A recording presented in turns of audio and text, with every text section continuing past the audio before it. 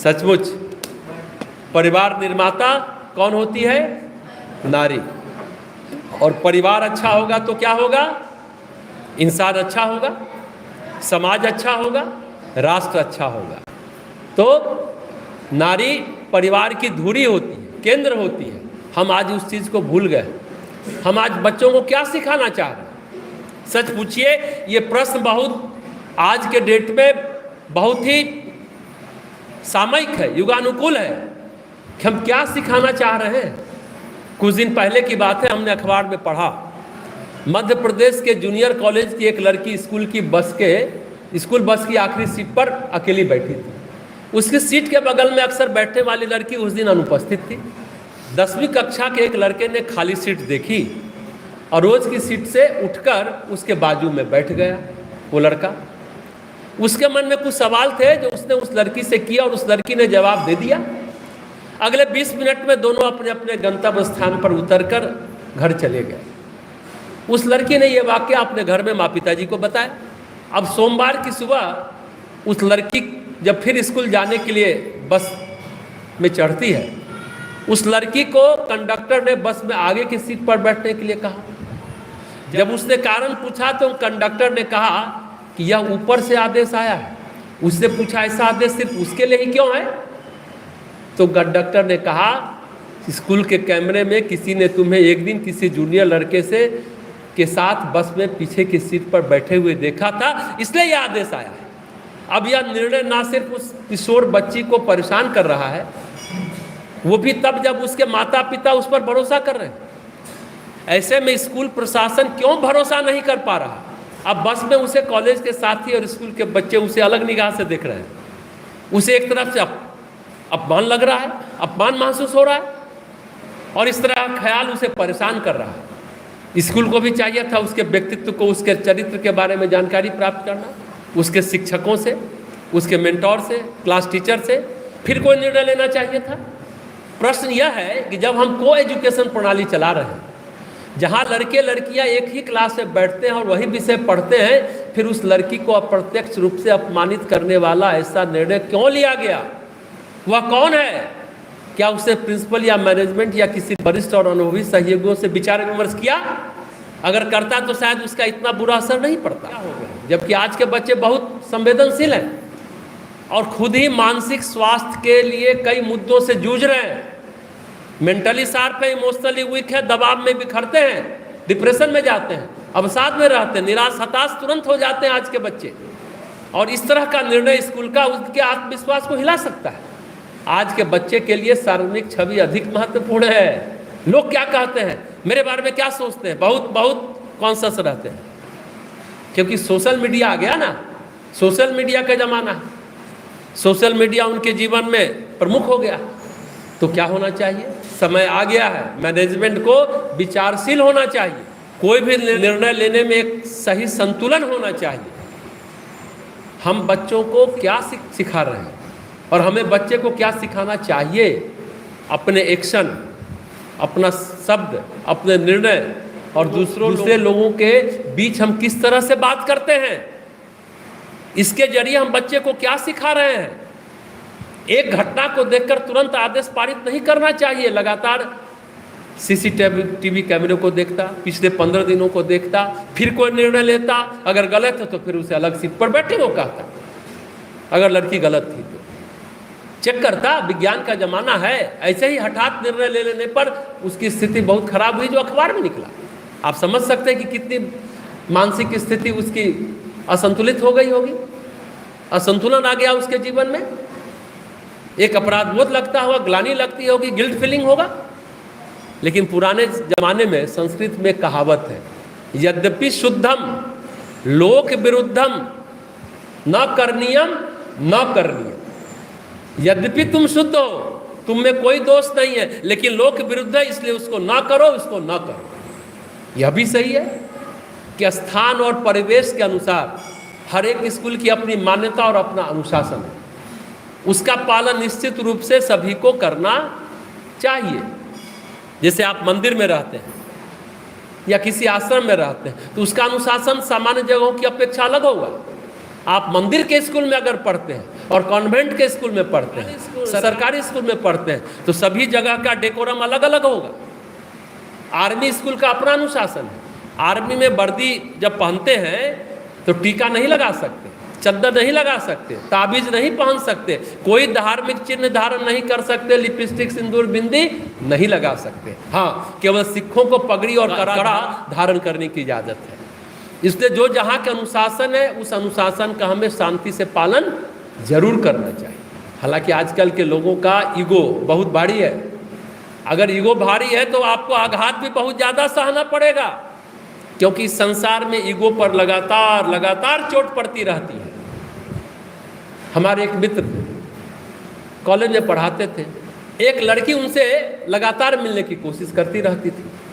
नहीं मिल पाने के फ्रस्ट्रेशन में वो नहीं मिलना चाह रहे थे, तो उसकी ईगो को हर्ट हुआ। कई महीनों बाद उसने एक मोटे ताजे हट्टे कट्टे व्यक्ति को लेकर उनके रूम पर चली गई।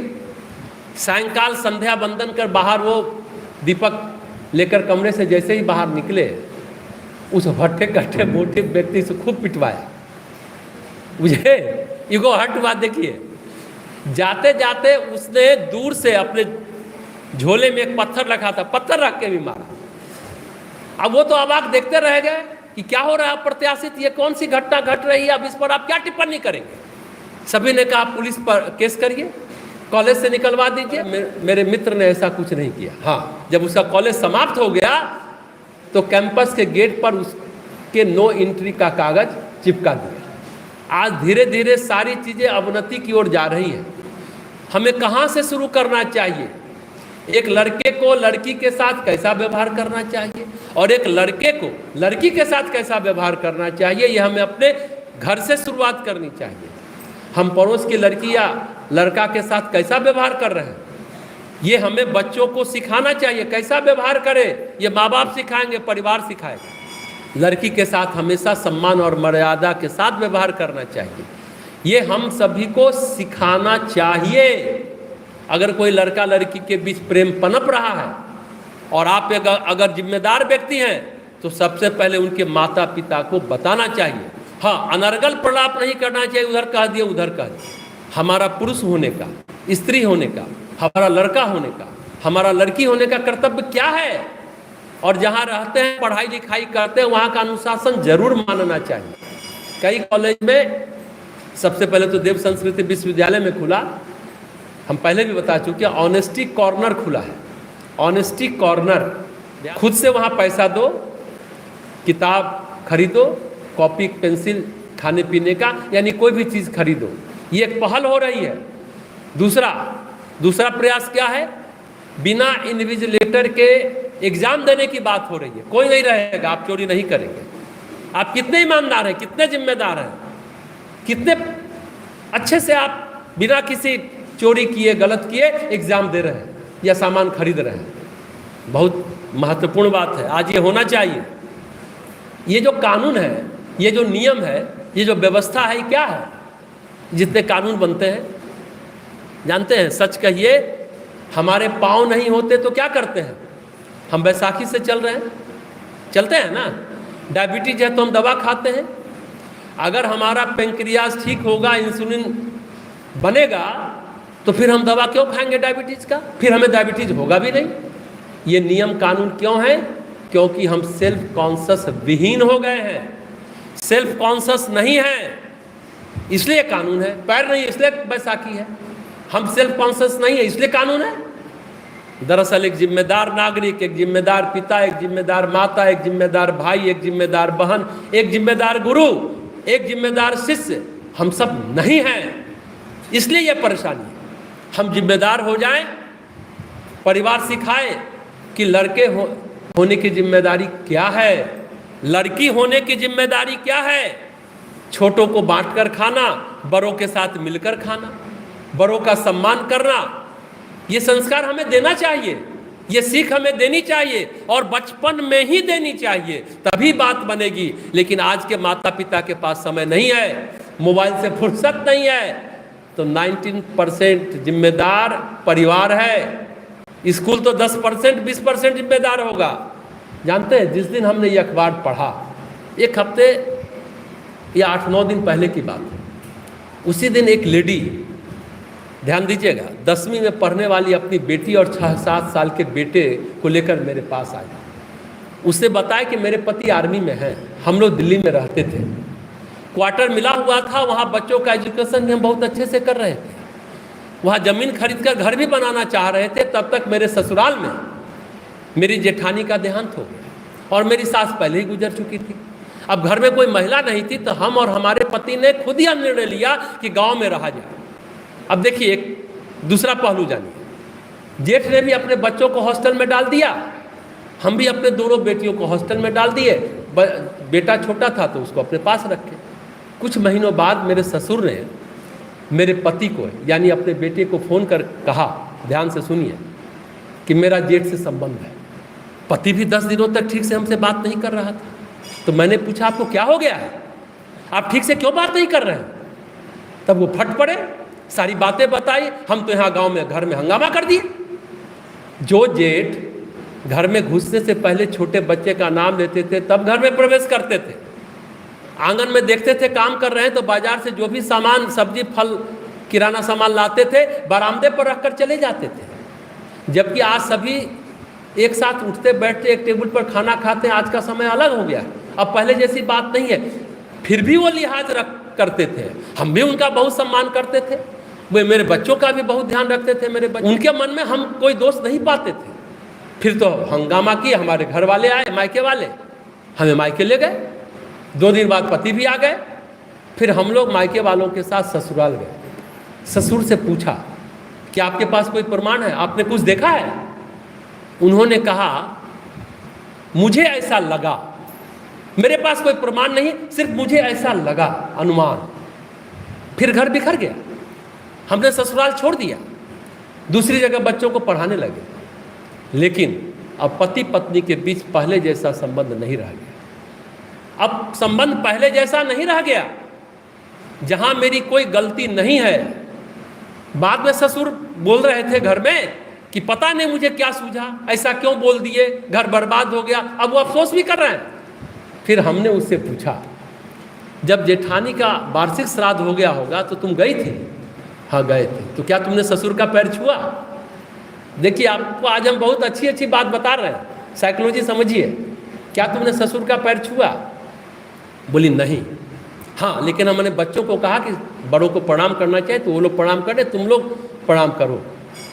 वो कह रही है कि हाँ, हमने पहले ही कह रखा था कि बड़ों को प्रणाम करना चाहिए। लेकिन कुछ महीनों बाद जब वो हमारे घर आए तो हमने प्रणाम किया, क्योंकि वो हमारे घर आए थे, हम तो इज्जत देंगे, शिष्टाचार निभाएंगे। लेकिन वो इतने सालों बाद इस घटना से निकल नहीं पा रही, परेशान है, उसका व्यक्तित्व बदल गया। जो चोट लगी है उससे वो एकदम विचलित है। हमने उसे उस दिन 1 घंटे समय दिया, ज़्यादा 1 घंटे से ज़्यादा समय दिया। फिर वो एकाएक पूछती है, आपने ये क्यों पूछा कि तुमने प्रणाम किया या नहीं किया? लड़की भी, वो महिला भी बहुत ज़बरदस्त है, तुमने प्रणाम किया कि नहीं किया? हमने कहा कि तुम ही सोचो कि ये प्रश्न हमने क्यों किया। अरे सिंपल बात है, तुम्हारी मनस्थिति का आकलन करने के लिए हमने पूछा। हालांकि वो ससुर 75 साल का है। इस घटना में सिर्फ यही कहा जा सकता है कि उसका कोई पूर्व जन्म का प्रारब्ध होगा जिसके चलते ऐसी परिस्थिति बनी। हमने तो सिर्फ यही सलाह दी कि भगवान की भक्ति करो, समस्त समस्याओं का समाधान ईश्वर शरणागति है, वही तुम्हारे घाव पर मलहम लगाएंगे। मन जो लहूलुहान है, जो कचोट है, निकल जाएगा, मन निर्मल होता चला जाएगा। प्रार्थना करो, भक्ति करो, पूजा पाठ करो, मन को अच्छी अच्छी पुस्तकों को पढ़ने में लगाओ, मन तुम्हारा निर्मल होगा, हल्का होगा। लेकिन 75 साल के बूढ़े हो, आज तो आयु बढ़ गई। आजकल खासकर भारत में बूढ़े लोग ज़्यादा सप्रेस रहते हैं, और खासकर जिनकी पत्नियां गुजर जाती हैं, ऐसे बूढ़े बड़े सप्रेस रहते हैं। एक मनोरोग है, सिजोफ्रेनिक है ना। एक महिला ही आई थी मेरे पास अपने पति के साथ कि हमको दिमाग, ससुर चले गए, वो कहते हैं अपने पति को मारो, झाड़ू से मारो, इतना कहते हैं कि हमको मारना पड़ता है। अब ये बीमारी है, काल्पनिक बातें, काल्पनिक भय, शंका में आशंका में जीते, एक मनोरोग भी है।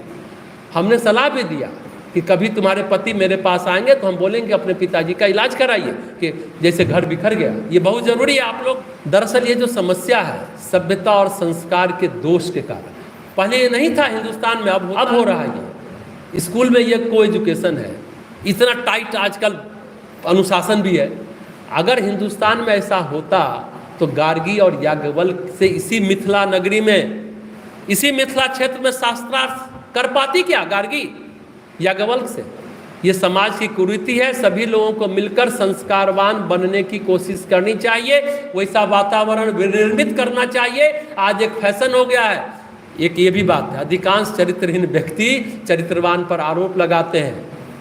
हम ये नहीं कहते कि सभी आरोप गलत ही होंगे, कुछ सही भी होंगे, पर अच्छे व्यक्ति की छवि तब तक खराब हो चुकी होती है जब तक वह आरोप से मुक्त होगा, लेकिन तब कुछ नहीं हो पाता। जो डैमेज होना होता है वो हो चुका होता है। उसके 2 दिन बाद एक और माँ बेटी आती है, अपनी 2 बेटियों के साथ एक और माँ आती है मधेपुरा से। बड़ी बेटी IIT से पढ़ करके पुणे में जॉब कर रही है, वो भी आई थी। दूसरी रसिया में, रूस में मेडिकल की पढ़ाई कर रही है। वो महिला खुद भी टीचर है, उसके हस्बैंड पहले से टीचर थे, वो नहीं आए थे। माँ और दोनों बेटी ही आई थी। बड़ी लड़की से हम जब मिले उससे बात कर रहे थे, हमने कहा तुम्हारी माँ अगर नहीं होती तो तुम लोग आज यहाँ नहीं होती। दोनों ने एक साथ कहा हाँ हाँ ये बात सही है। उसकी माँ बहुत ध्यान से हमको देखती थी कि ये व्यक्ति बेटी से बात कर रहे हैं, मेरी चर्चा क्यों कर रहे हैं। बहुत उसकी आंखों में एक बहुत परेशानी भी है, आशा भी है, करुणा का भाव भी है, एक चमक भी है कि शायद अब कुछ अच्छा होगा। ध्यान। अब वो माँ बोलती है अपनी पिछली कहानी कि हम शादी के बाद 1997 में आपके पास आए थे अपने पति के साथ। पति गांव में उस समय टीचर थे, उसके बाद हम नहीं आए, उसके बाद आज ही आए हैं। बोले कि ये 2003 या 4 की घटना है, जब छोटी बेटी मेरे पेट में थी।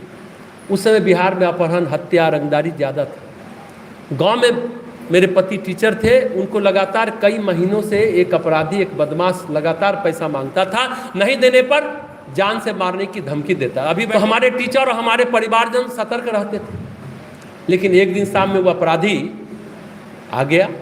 सड़क पर हम लोग का घर था, कहा कि मेरे साथ चलो, और उसे कुछ लोग पीछे सड़क के खेत में छुपे हुए थे। ये हमको दूर से दिख गया। मेरे पति गरासा से कुट्टी काट रहे थे, घास का, गाय का चारा काट रहे थे, घास काट रहे थे। वो तो समझ ही गए थे, बोले कुट्टी काट लेते हैं फिर चलते हैं। इतना समय मिला, तब तक हम चुपके से घर के भीतर चले गए और वहाँ से गरासा लेकर आए और उस अपराधी के गर्दन पर वार किए। जब हमने वार किया तो पति पीछे से उस अपराधी के दोनों पैर पकड़ लिए और हम गरासा से वार करते चले गए, गरासा से वार करते चले गए। फिर मेरे पति के भाई हैं, उन्होंने भी वार किया। इस तरह से वह दुर्दांत अपराधी मारा गया। पुलिस ने भी काफी सराहना की और इस आधार पर मेरे पति का ट्रांसफर मधेपुरा शहर हो गया। ये घटना आपको कैसी लगती है? सब सच्ची घटना हम बता रहे हैं आज। उस महिला का संघर्ष अद्वितीय है ना। हालांकि हमने पूछा कि गरासा तुम कौन गरासा ली? बोली हम घर से लाया। हम ये जानना चाहते हैं कि तुम पत्ती वाला गरासा उठाई कि दूसरा गरासा लाई?